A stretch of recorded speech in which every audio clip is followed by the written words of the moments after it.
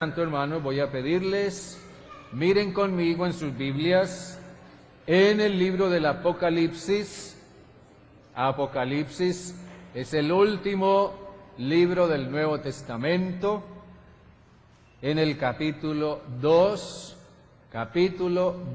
del libro del Apocalipsis, un libro que para muchas personas es un libro lleno de misterios, de enigmas. Algunos dicen que les causa miedo, que es muy difícil entenderlo, pero no, todo lo contrario. El libro del Apocalipsis es un libro muy sencillo y es muy especial. Así que voy a pedirles que miren allí conmigo en el capítulo 2, los versículos desde el 8 hasta el 11. Miren lo que dice allí, en esta parte, la palabra del Señor. Dice: escribe al ángel de la iglesia en Esmirna, el primero y el postrero, el que estuvo muerto y vivió, dice esto: yo conozco tus obras, tu tribulación, tu pobreza, aunque eres rico, y la blasfemia de los que dicen ser judíos y no lo son, sino que son sinagoga de Satanás. No temas lo que has de padecer. El diablo echará a algunos de vosotros en la cárcel para que seáis probados, y tendréis tribulación por 10 días. Sé fiel hasta la muerte, y yo te daré la corona de la vida.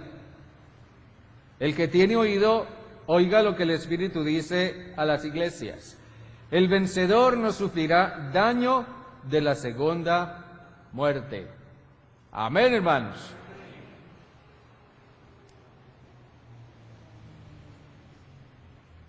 Hachiko. Hachiko era un perro muy especial. Alguien hizo de la historia de Hachiko una película en un momento en el que este perro había dejado un ejemplo sumamente importante. Hachiko pertenecía a una raza muy especial de perros japoneses y tenía un amo, un dueño que lo amaba mucho, y Hachiko era muy, pero muy apegado a su amo. Hachiko se hizo famoso porque durante mucho tiempo estuvo yendo día tras día a las 5 de la tarde a la estación ferroviaria de la ciudad de Shibuya, en el Japón, a esperar a su amo.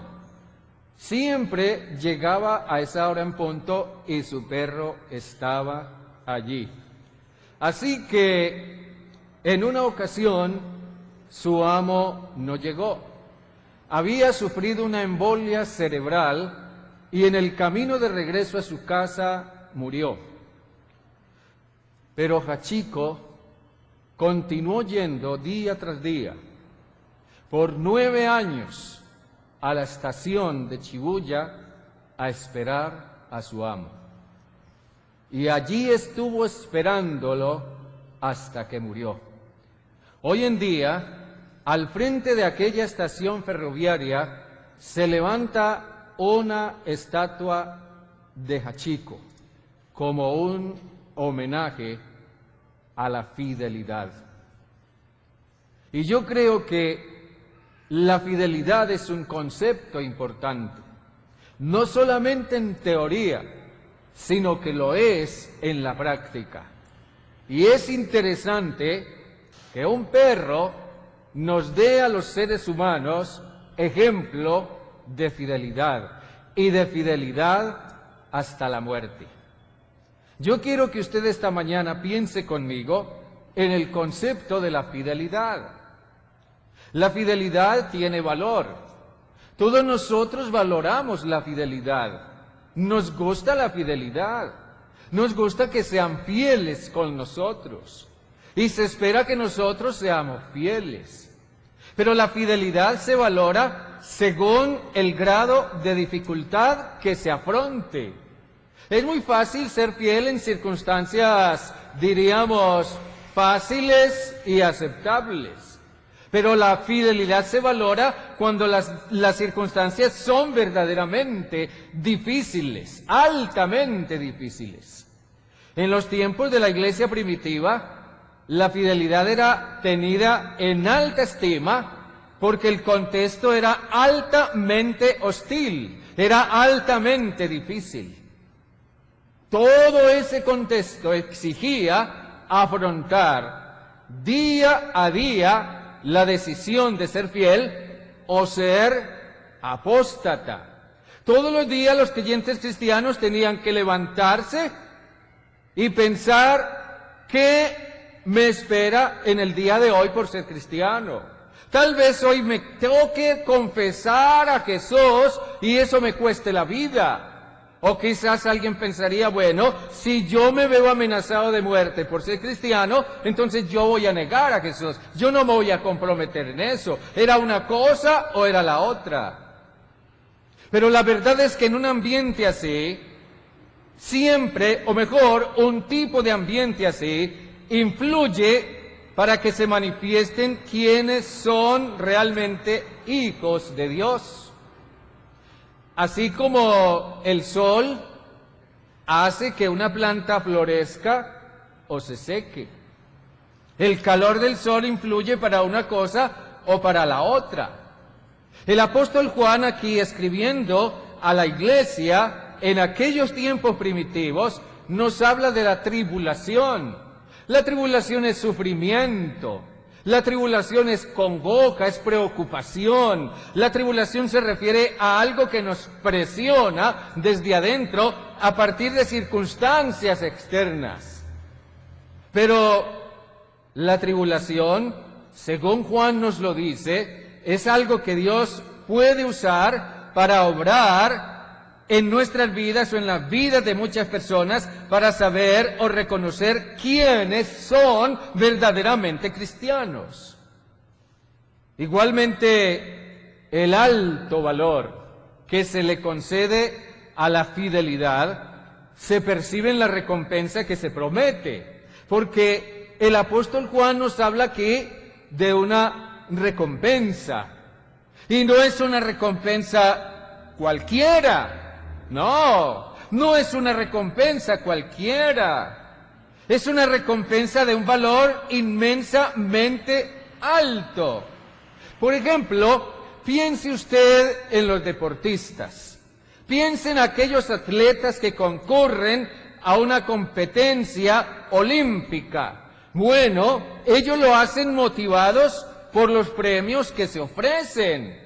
Ellos van a participar porque lo que más anhelan, lo que más buscan es la medalla de oro o el trofeo de oro.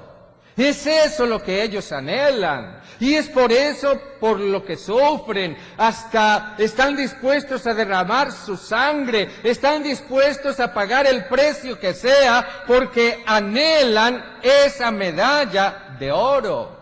Nosotros diríamos, y cualquier deportista lo diría, que algo así bien merece el esfuerzo, algo así bien merece la disciplina, algo así bien merece todos los sacrificios que hubiera que hacer, algo así merece todo el entrenamiento, la inversión. Eso hacen los deportistas. Y quizá la pregunta que debiéramos hacernos esta mañana es, bueno, ¿y los cristianos?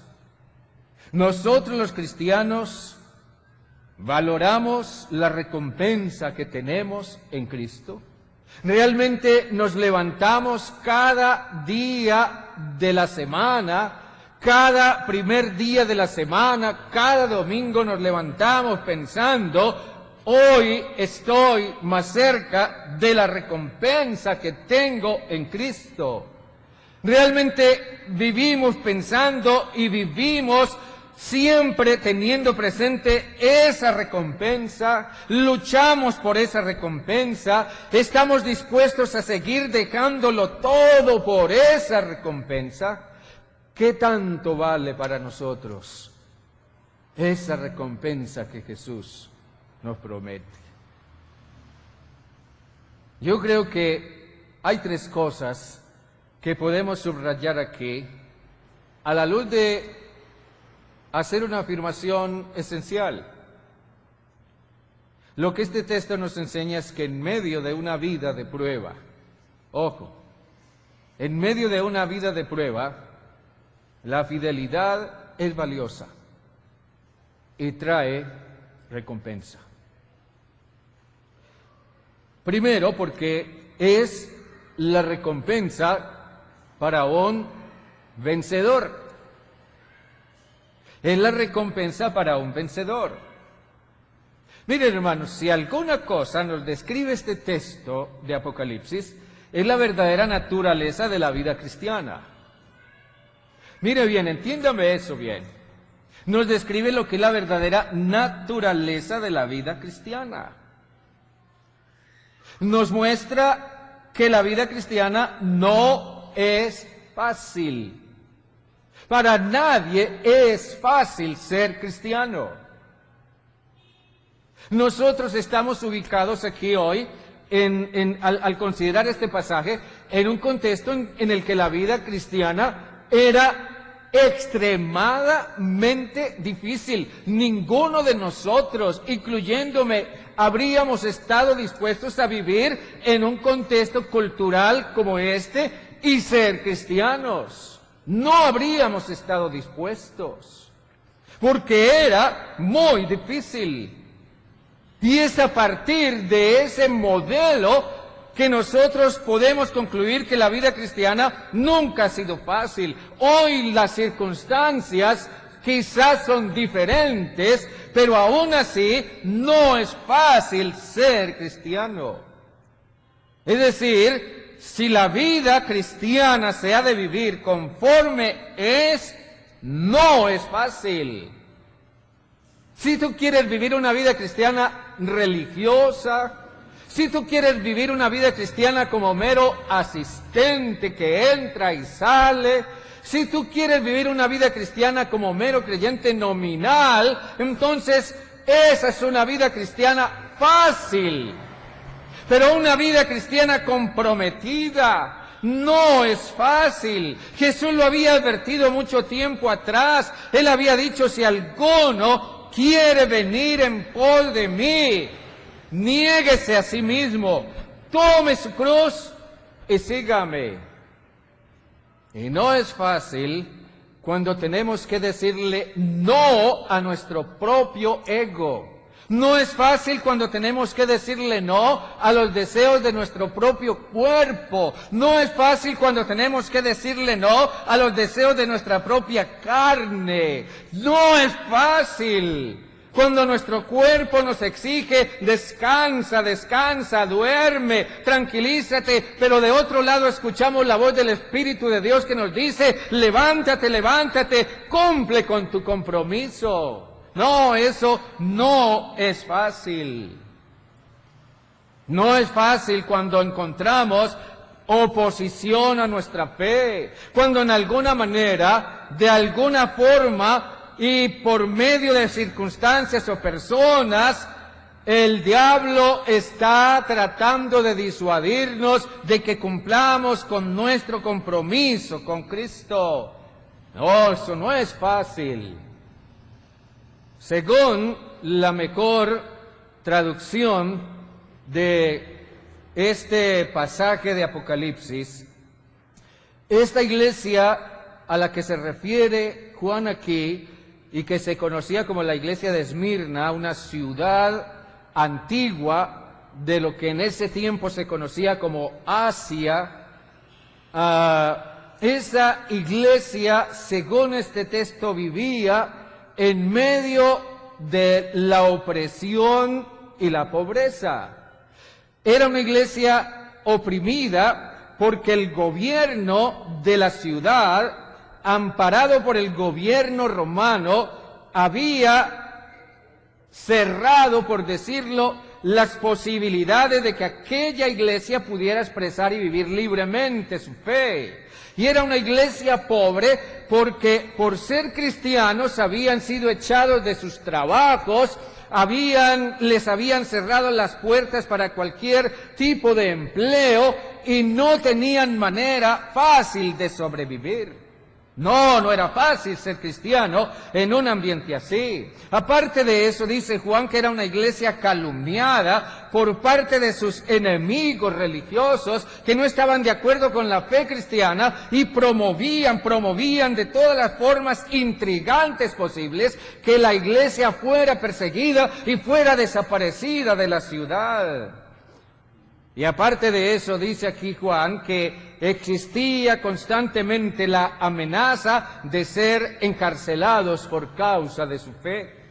Y dice aquí que Jesús tuvo muy presente a su iglesia en Esmirna y le advirtió, ustedes van a sufrir, muchos de ustedes van a ser encarcelados, van a tener tribulación, una tribulación que yo voy a tener bajo mi control, pero van a ser atribulados, pero dice aquí el texto que Jesús les mostró cuál era el propósito final de todo eso. Les dijo, para que seáis probados.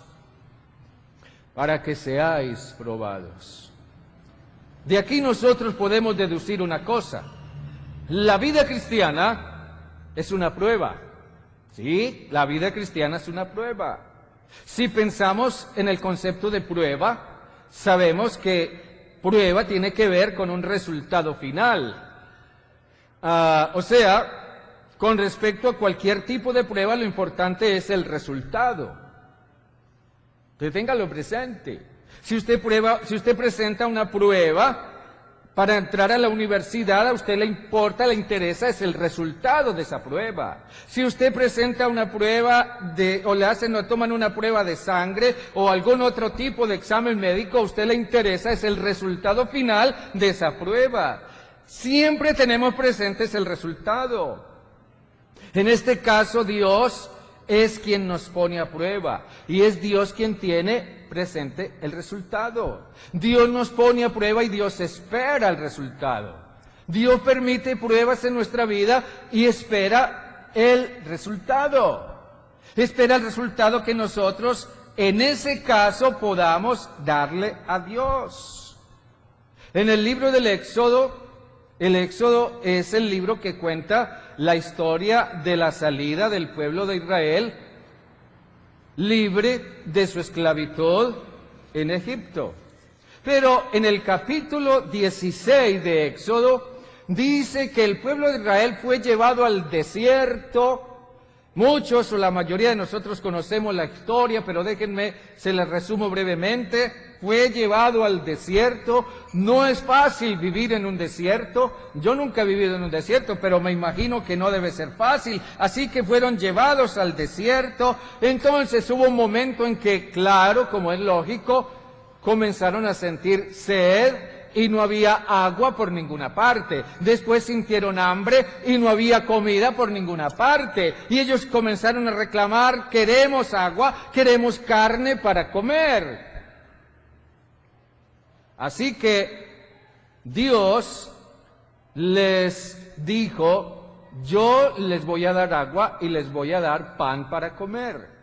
Entonces Dios hizo que viniera un día muy temprano en la mañana, desde el cielo, desde las nubes, no sé, Dios hizo que viniera algo llamado el maná, y ellos encontraban el maná regado por toda la superficie cada día de la mañana, cada mañana de cada día.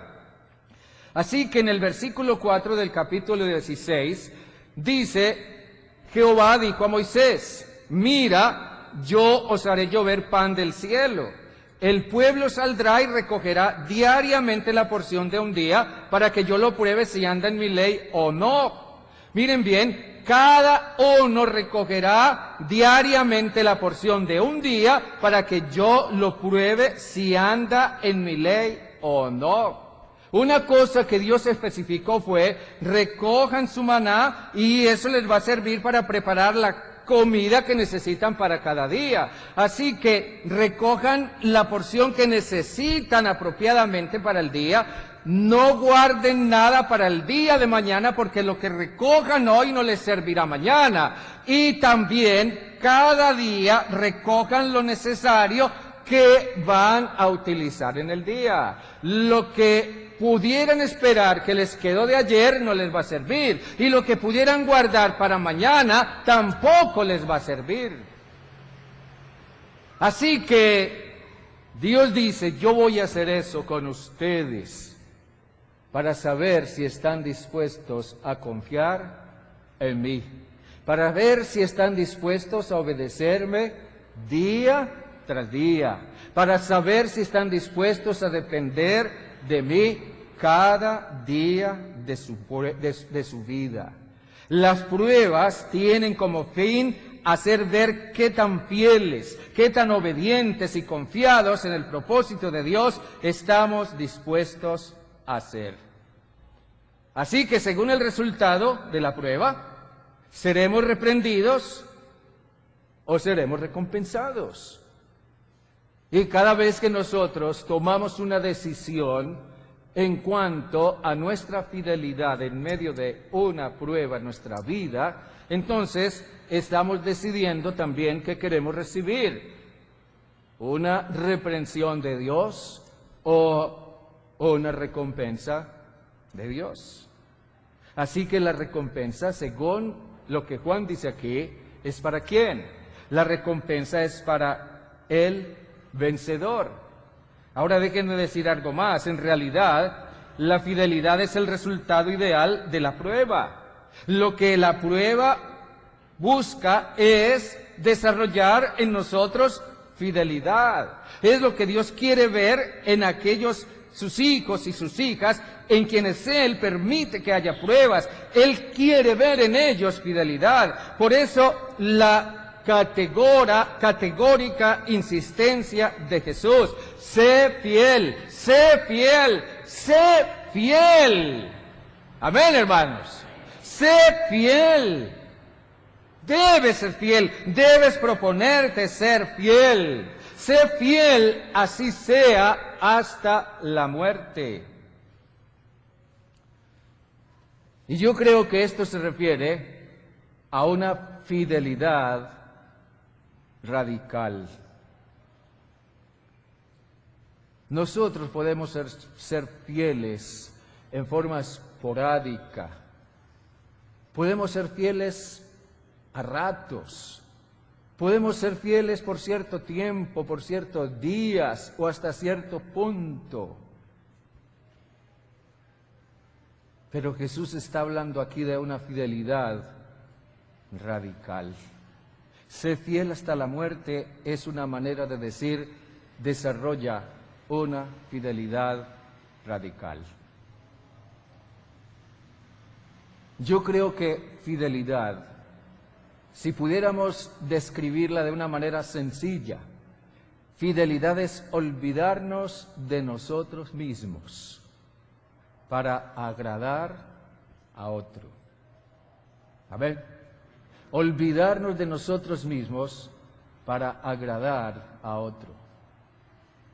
El pastor que había en la iglesia de Esmirna en el tiempo en que Jesús envió esta carta por medio de Juan a aquella congregación, y de hecho ya es un privilegio inmensamente grande que Jesús le envíe una carta a una iglesia.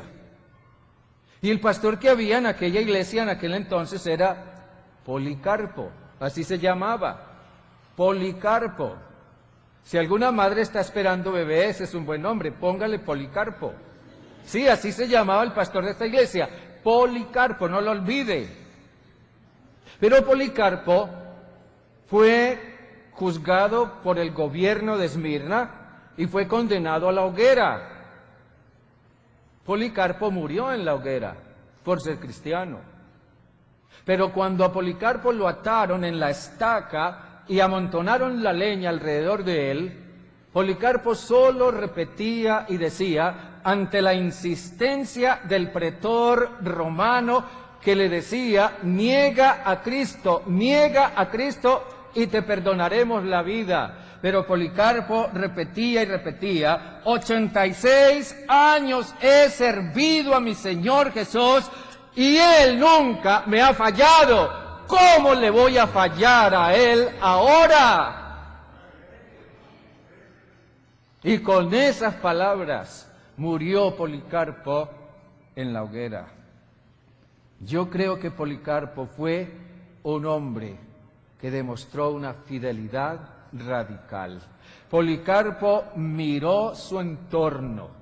Policarpo miró a sus oponentes. Policarpo miró la leña amontonada alrededor de su cuerpo. Policarpo pudo ver cuando le metieron fuego a la leña seca. Y Policarpo dijo: esto no va a impedir que yo le sea fiel a Jesús. Y yo creo que una fidelidad radical es tener el suficiente carácter para mirar el entorno que se nos opone y decir: voy a ser fiel a Jesús. Amén, hermanos. ¿Saben? Es irónico que hoy día nosotros no tenemos que enfrentar las llamas de una hoguera. Gracias al Señor por eso. No tenemos que enfrentar las llamas de una hoguera. Pero sí muchas veces tenemos que enfrentar la comodidad de las cobijas que parecen ser peor que las llamas de una hoguera. Y yo creo que nosotros, al igual que Policarpo, si tenemos el suficiente carácter, entonces nos plantaremos delante de lo que quiera que sea que se nos quiera oponer y decirle: hoy estas cobijas no me van a impedir ser fiel a Jesús. ¿Cuántos dicen amén a eso? Amén. Hoy no voy a impedir que el hecho de que ni siquiera haya bus para llegar al templo le sea fiel a Jesús. Hoy no voy a impedir que el hecho de que se me pasó por alto hacer el almuerzo a tiempo le sea fiel a Jesús. Hoy no voy a impedir, hoy no voy a permitir que el hecho de que me llegó una visita yo le sea fiel a Jesús. No, es tener carácter. La fidelidad radical es tener carácter. No significa convertirnos en fanáticos, ni en antisociales, ni en maleducados, ni tampoco decir: entonces voy a renunciar al trabajo. No se trata de nada de eso. Se trata de que en tanto debamos y podamos hacerlo, seamos radicalmente fieles a Jesús. ¿Me entiende lo que estoy diciendo? La recompensa es para el vencedor. La puntualidad de la que hemos hablado tanto estos últimos domingos tiene que ver con la fidelidad. La puntualidad tiene que ver con la fidelidad. El perrito del que hablábamos al comienzo era un perro fiel. Y por cuanto era un perro fiel, era un perro puntual. ¿No le sorprende eso? La puntualidad tiene que ver con la fidelidad. Y la fidelidad trae recompensa. Cuando no somos fieles, ya lo dijimos hace un momento, el diablo se sale con la suya y ni Jesús puede sostenernos en ese momento. Nosotros tenemos que decidir ser fieles en lo que el Señor nos ha confiado, sea mucho o sea poco. ¿Recuerda la parábola de los talentos? Es sencilla la parábola de los talentos. Dice que un hombre se fue, dejó sus riquezas en manos de 3 siervos. A uno le dio 5 talentos, a otro le dio 2 talentos y a uno le dio un solo talento. Los talentos simbolizan todo lo que es nuestra vida, las oportunidades que Dios nos da, el tiempo que Dios nos da, las capacidades, los talentos intelectuales, la capacidad de decidir, de manejar, de administrar, de ser líderes de nuestra propia vida. Todo eso está representado en los talentos. Hay personas que tienen mucho que responder con respecto a mucha responsabilidad que Dios le dio. Pero hay otros que quizás han recibido aparentemente poca responsabilidad. Uno recibió 5, otro 2 y otro un solo talento. ¿Se ha puesto usted a pensar que en la parábola de los talentos, el que recibió un solo talento era del que se esperaba mayor responsabilidad? ¿Se ha puesto a pensar en eso? Ese que recibió un solo talento simplemente parecía ser una persona un tanto desconocida, no muy sobresaliente, tal vez no tan inteligente, no tan capaz en muchas cosas como el que recibió 5, porque el que recibió 5 generalmente es el que sobresale, es el que es tenido en cuenta, es el que más capacidades parece tener. Pero el que recibió 1, poco es tenido en cuenta. Yo considero, en mi caso personal, que yo estaría entre los que recibieron un solo talento. Pero ¿saben cuál es el punto? Que usted pueda preguntarse, que usted pueda tener en claro cuánta responsabilidad usted recibió. Del que recibió un solo talento se esperaba mayor responsabilidad. Del que recibió un solo talento se esperaba que él fuera el triunfador, que él fuera el vencedor. Pero no lo logró porque fue negligente en eso. Simple y sencillamente porque fue negligente. Por eso tuvo que escuchar las palabras de Jesús. Échenlo afuera, donde están todos los irresponsables. Así le dijo Jesús, ¿verdad? Échenlo afuera, donde están todos los irresponsables. Y en cambio a los otros les dijo: muy bien, mi buen siervo y fiel, sobre poco has sido fiel, entra en el gozo de tu Señor. Hace un rato leíamos en la epístola de Santiago. Abra su Biblia de nuevo, por favor, no pierda el texto de Apocalipsis, pero mire allí en Santiago en el capítulo 1. Mire el versículo 12. Capítulo 1 de Santiago, versículo 12. ¿Lo tiene? Muy bien. Miren lo que dice. Bienaventurado ¿quién? El varón que ¿qué? Que soporta ¿qué? La tentación, ¿cierto? Bienaventurado el varón, el hombre. Claro, esto es una forma de referirse a todos los seres humanos, hombres y mujeres. Bienaventurado quien soporta la tentación, porque cuando haya resistido la prueba, recibirá ¿qué? La corona de vida que Dios ha prometido a los que lo aman. Ahora, piense usted y hagamos aquí un pequeño ejercicio. Leamos este mismo texto de Santiago de una manera más parafraseada. Digamos: yo seré feliz el día que pueda vencer la tentación de llegar tarde. ¿Sí o no? ¿Sí o no, Ricardo? ¿Por qué ríe? ¿Ah? Díganlo conmigo.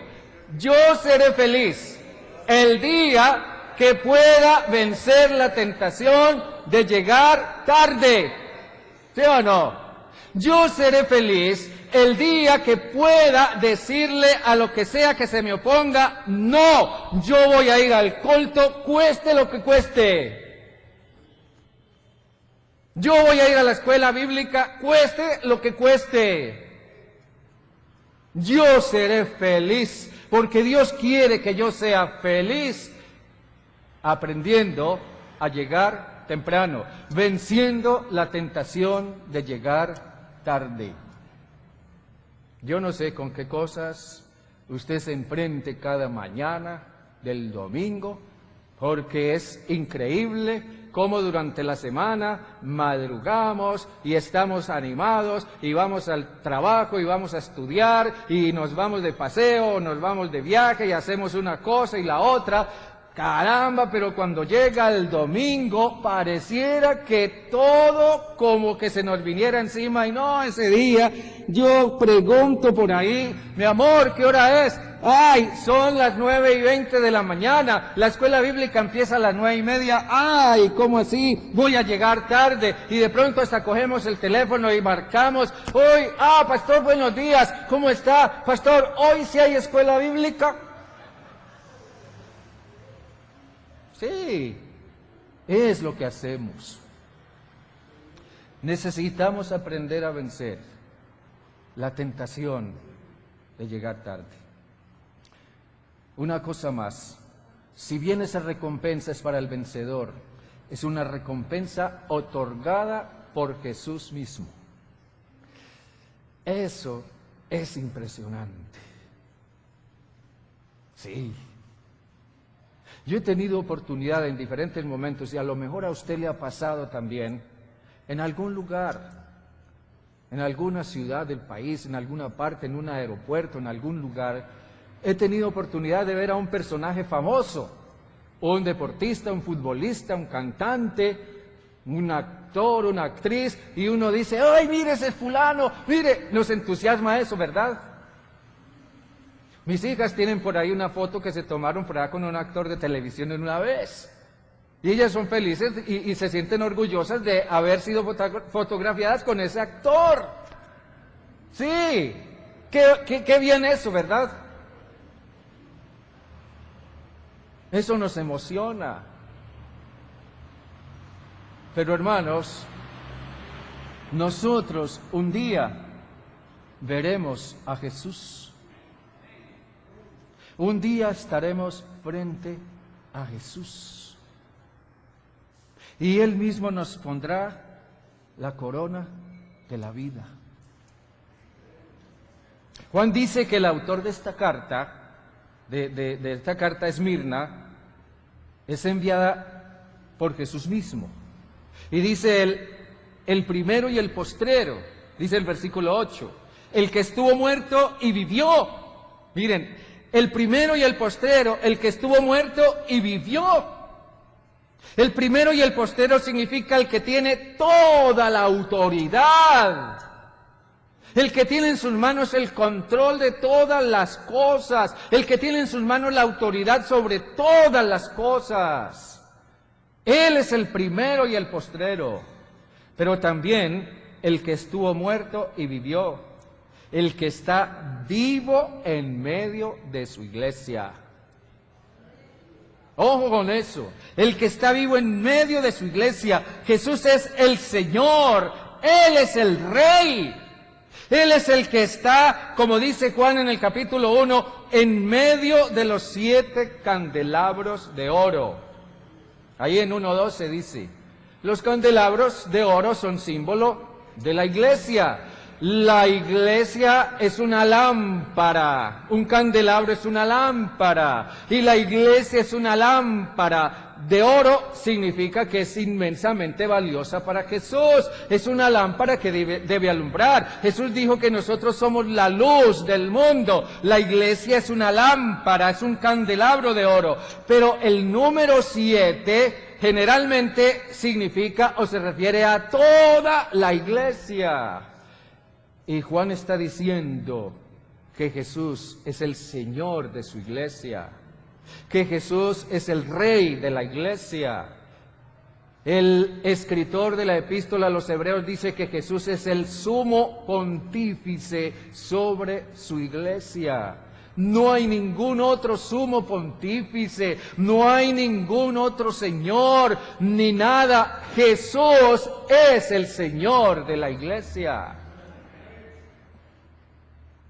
Y Él es el que nos ha llamado. Y es a Él a quien seguimos.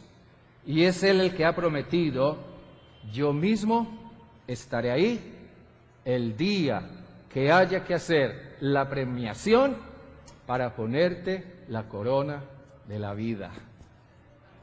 Qué lindo eso, ¿verdad? ¿No quiere usted estar ahí ese día? Yo veo cómo los deportistas, en estos días que veíamos los Juegos Bolivarianos ahí en Cartagena, Santa Marta, perdón, yo veo siempre en ese tipo de eventos cómo los deportistas se esfuerzan todos por hacer lo mejor, por dar lo mejor, porque todos quieren estar allá en el podio de la medalla de oro. ¿Sí o no? Por eso se esfuerzan. Y déjenme terminar diciendo: si bien esta recompensa es otorgada por Jesús mismo, quien pondrá la corona sobre nuestra cabeza, es una recompensa eterna, porque es porque es la corona de la vida.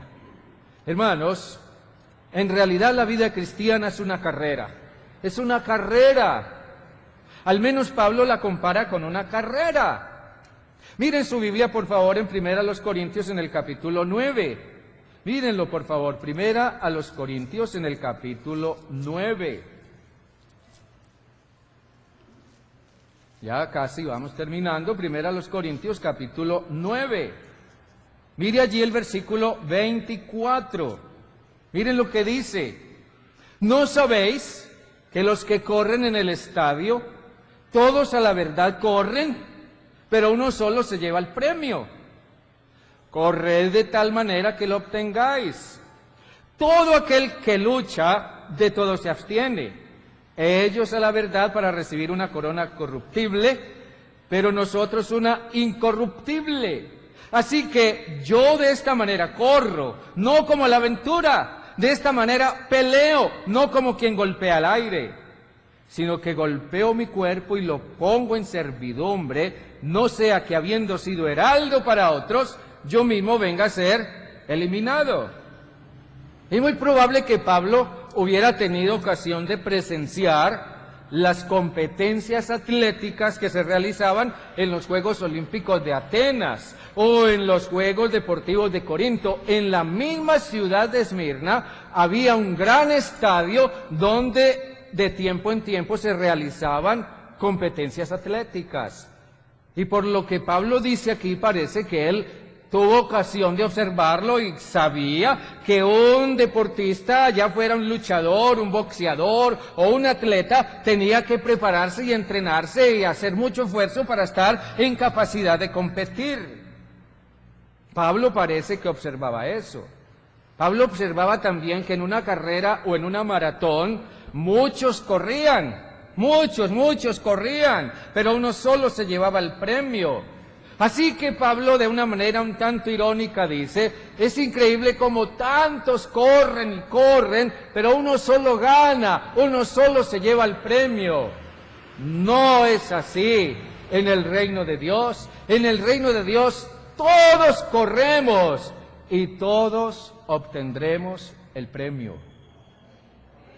Amén, hermanos.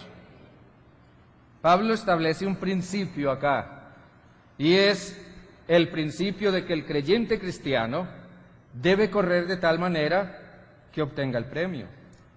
Y correr de tal forma que obtengamos el premio significa tener motivación, tener propósito y tener disciplina.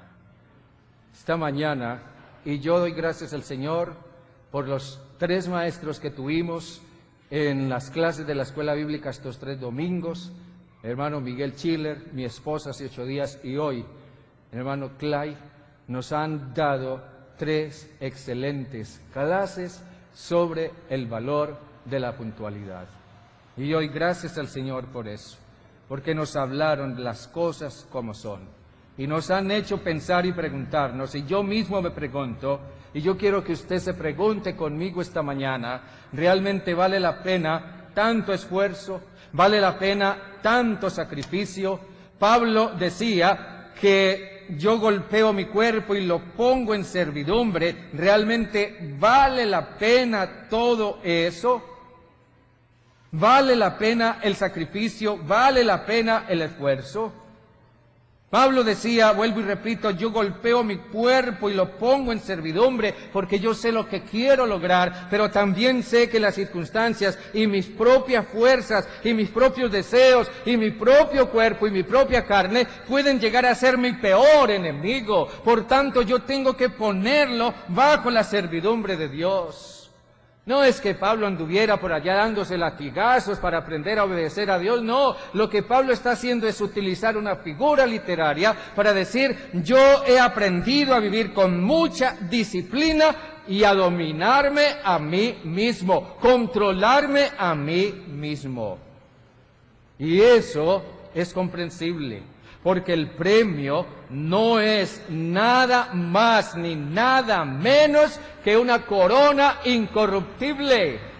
Pablo está hablando aquí de una corona comparada con la corona que se le daba a los deportistas en los juegos deportivos que él tuvo ocasión de observar muchas veces. Generalmente al ganador, al campeón, al triunfador se le daba una corona de olivo, ¿verdad? Seguramente ustedes las han visto por ahí en las películas, una corona de olivo. Y mientras esa corona de olivo duraba, el campeón era reconocido, era aclamado, era tenido en cuenta, era valorado, pero todo eso duraba lo que duraba la corona de olivo, porque una vez que se secaba y se marchitaba, había que botarla, y el ganador, el campeón, era olvidado.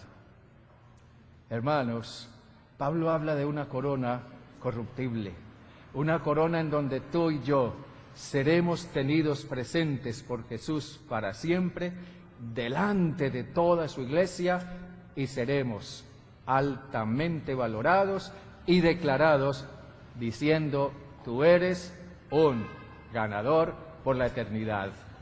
Amén, hermanos. Sí, vale la pena.